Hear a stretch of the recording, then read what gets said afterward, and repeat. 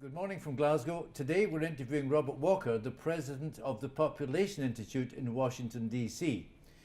Bob has produced a very good democratic vulnerability report, which is essential reading for everyone, especially in corporate undertakings who have interests throughout the world.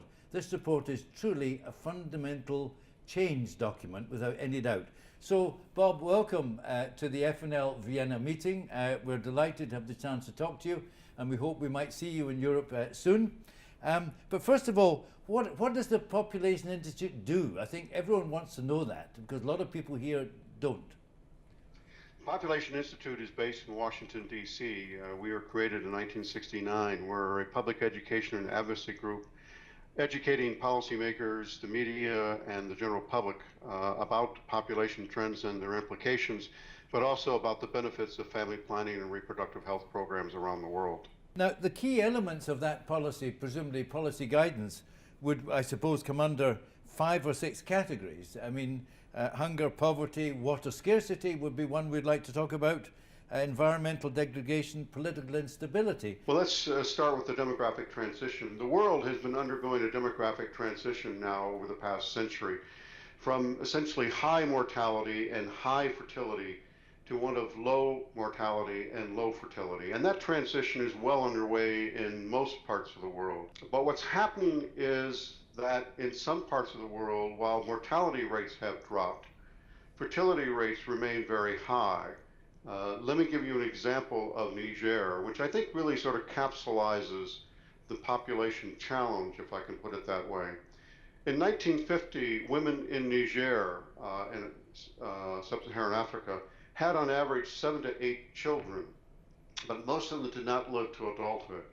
But thanks to pharmaceutical breakthroughs, to vaccinations, to better health, children in Niger today have a very, very good chance of living to adulthood. But women in Niger still have on average 7 to 8 children. And what that means in terms of population is that Niger's population, which was 2.5 million in 1950, today is 20 million.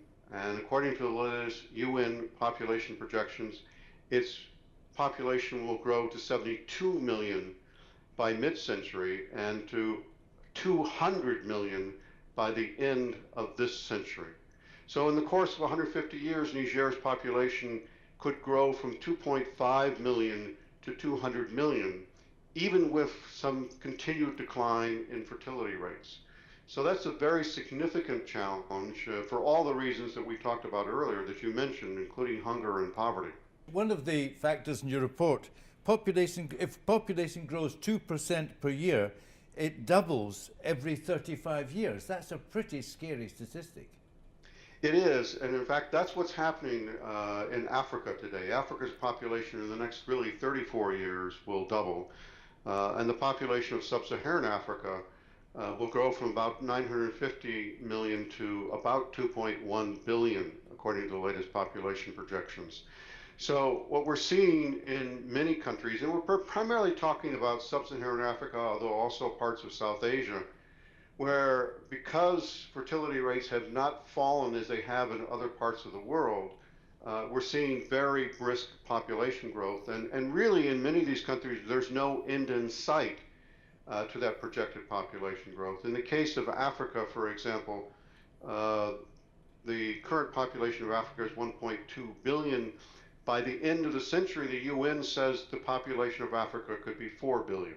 Countries that go through their demographic transition earn economic benefits. Demographers and economists like to refer to this as the demographic dividend, which means as families, couples have smaller families, they derive certain economic benefits. Their children, first of all, are generally better educated, better nourished, better health, but also the families themselves prosper. And as those smaller families prosper, so do countries. You comment in the report that in the aftermath of the Second World War, there was ultimately a demographic dividend in Europe. Yes, in Europe and in many parts of the world, we've seen a demographic dividend. And in fact, there really is no advanced economy today that has achieved that status without going through the demographic transition to lower fertility rates. So what we're now facing is not just simply a question about access to contraception, which is still a challenge in many developing countries, but really this broader gender issue, which is really so critical. Unless we can do a better job of educating girls and empowering women, what we're going to see in these parts of the world is continued rapid population growth. And that has very significant implications. Most importantly, it has significant implications for the well-being of people in those countries. Well, how do major corporations deal with this? I mean, you've got the issue of government itself, or the instrument of government, but you know, the big corporations that are present in our meeting in Vienna, Africa may not be one of their main markets. Some suggest that Africa is the next frontier. No question, that is, many people take that view. I mean, what should these companies, these body corporates be thinking about in this context? They could say it's Africa, it's not my problem. I don't think you would necessarily support such a view or an opinion. Well, clearly, I think it's a global challenge, and one that donor nations like the United States and, of course, the European Union ought to be participating in meeting this challenge. But although obviously our primary concern is the welfare of people in these developing countries, but clearly if these countries continue to wrestle with hunger and poverty and water scarcity and deforestation and even political instability and conflict, that has global implications. It certainly has implications in terms of the global refugee crisis. I know you have a speaker later in your conference speaking to the European migrant crisis, but there is also a larger global crisis. And let me explain that for a second. 2014 set a record for the number of refugees and internally displaced people in the world. 59.5 million. That was 8 million more than in 2013. We don't have final numbers yet for 2015, but that too was a record year. And what we're seeing is a continued increase year after year in the number of refugees and internally displaced persons in the world. Now, 85 to 90% of those refugees and internally displaced persons at the moment are in the developing world, meaning they're not leaving for Europe yet. But what's happening is that this crisis is really unfolding, and as you look to the future of these countries, where, as we talked about earlier, population growth may very well double, and in some cases, in some of these countries, demographers believe the population will actually triple in the next 35 years, then the global refugee problem could be much larger. And when I talk about the global refugee problem, I'm not talking simply about political refugees. I'm talking also about economic and environmental refugees. And this could be a very, very destabilizing force for the world. The second point I want to mention, because I know this is a corporate audience, is that there's a lot of hope that, you know, Africa will be the next great market, and we certainly all hope that.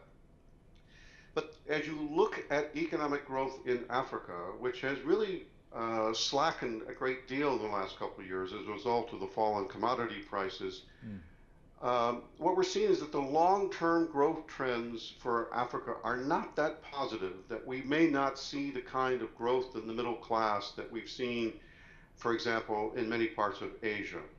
So for companies that are thinking of Africa as the market of the future in terms of consumers, if these countries continue to wrestle with hunger and poverty on the scale that they do today, and potentially on a much larger scale as their population grows, then those markets may not materialize. We also know that 1 million people from your report were suffering from water scarcity in Syria, which contributed to the conflict in Syria. Absolutely. So, and then we've got the problem, of course, in Yemen, which your report very lucidly states Sana'a, the capital, may run out of water by 2025 completely. So how are we going to deal with all these questions? Right. Well, it's going to present a tremendous challenge to the world in the form of multiple humanitarian crises developing as a result of water scarcity and hunger and poverty. And no one knows how the world will respond. If you combine climate change, and many of these countries that we're talking about will likely suffer very severe effects from climate change, then what we have is a situation of where these countries are simply not able to provide for themselves. So it does become a global challenge, and I think it very much could be related to, in the future, much more than it is today, to conflict and wars in these regions. How do we, I mean, have you not got the problem in the US? How do you get this across to the most of the people in the streets or the avenues that these are things that we, the mature world, have to deal with? I'm very, very concerned about the isolationist trend here in the United States, which is probably best exemplified by Donald Trump, who said we simply build a wall. And I'm concerned about the isolationist trend more globally, because we do live in a global economy, and there's nothing going to change about that. We're not going to go back on that. And we cannot shut ourselves off from what happens in the rest of the world. If we want a better world, we have to work to make it a better world, and we can't simply hide within our borders and pretend that these problems will get better. Deforestation. Forests are the lungs of the planet. They store carbon, attract rain, replenish groundwater, mitigate the effects of storms, very important, cool temperatures, create animal habitats, stabilize and nurture soils. Now, presumably, water scarcity, deforestation are directly linked. They are linked. And what we see, for example, let me go to Brazil, a case of where the loss of the Amazon forest has contributed to increased drought in many parts of Brazil, so that now you have a major city, Sao Paulo, which is afflicted by drought, which many people believe is attributable to the changing forestry in Brazil, and that in turn is creating a major water scarcity crisis in Sao Paulo, as we're seeing in other major cities like Mexico City and other parts of the world. And then you mentioned in the case of Yemen a little while ago, the capital city Yana, where the hydrologists predict that the wells will go completely dry within the next 15 to 20 years. In fact, we're already seeing in the case of Yemen where water in many areas has to be trucked in because the wells have already started to go dry in many neighborhoods. Well, in Europe, actually, Barcelona has a problem too, because if it doesn't snow in the mountains, there's a shortage of water in Catalonia. 57% of the world living in urban environments by 2050, maybe more, and it's obviously higher in the cities in Africa. Are we ready to deal with big urban environments with infrastructure, not just to prevent disease and water scarcity issues, but are we doing enough to prepare the urban environments for this massive increase in population? An excellent question. Not only is Africa's population on a pace to double in the next 34 years or less, really, but what we're going to see is that about 80% of the projected population growth in Africa is going to occur in urban areas. And the reason for that is that the rural areas can no longer support the population. And so young men, in particular, have to find employment somewhere else. And in many cases, they head, of course, for the major cities. And in other cases, they head to other countries or head to Europe or head to other places in the world where there are better economic opportunities. And even at a 5% growth rate, you're seeing, in other words, cities that are going to double their population in the next 15 years or less. This is a tremendous challenge. And what we're seeing as a result of this unsustainable population growth in urban areas is the growth of large urban slums in cities all around the world. I remember listening to a very good speech at the International Transport Forum meeting in Leipzig last year. We presented a paper there on sustainability. But this speech said clearly that New York actually was very well designed conceptually to expand and take account of a growing population. And where you have a relatively slow population growth, oftentimes city planners can make the adjustments they need and do the good planning decisions and make the critical investments that are going to be required to accommodate a larger population. But when population in urban areas is growing at 5, 6, or 7% a year, it just overwhelms city planners. It simply is a challenge that no one can reasonably be expected to meet. I was not familiar particularly with the term youth bulge. That comes out very strongly in your report. What is your comment on the sheer dramatic concerns that this youth bulge will cause? When you have a large, disproportionately large number of young people in the population, particularly between the ages of about 15 and 24, and these young people are not able to get jobs, that this then becomes highly politically destabilizing, because these young people are susceptible to being recruited in by terrorist groups or to joining protests against governments. So it can be a highly destabilizing factor. And right now in sub-Saharan Africa, about 43% of the population is under the age of 15. Your report here says Yemen 42% and Somalia 48%. 48%. And these children are the young adults of tomorrow who will want jobs. And there is no very realistic prospect that the jobs will be there for them. And it's also true with respect to ISIS, that ISIS basically has been able to grow so rapidly because it offers an attractive package in terms of young men who enlist in ISIS. At a time when unemployment is very high in countries like Syria and Iraq, but all around the developing world, the presence of a large youth bulge can be highly destabilizing. Who publishes the Fragile States list? The Fragile States Index is put together by an organization here in Washington called the Fund for Peace, but it's published every year by Foreign Policy Magazine here in the States. It's been published now for 16 years. This year is the 16th year, I believe, of the index. It originally was called the Failed States Index, and there were some concerns about calling countries failed states. So the term was changed to fragile states, which I think actually is a better definition for what we're really looking at. We're looking here at countries that, because of various different challenges, including demographic pressures, are not really able to govern effectively.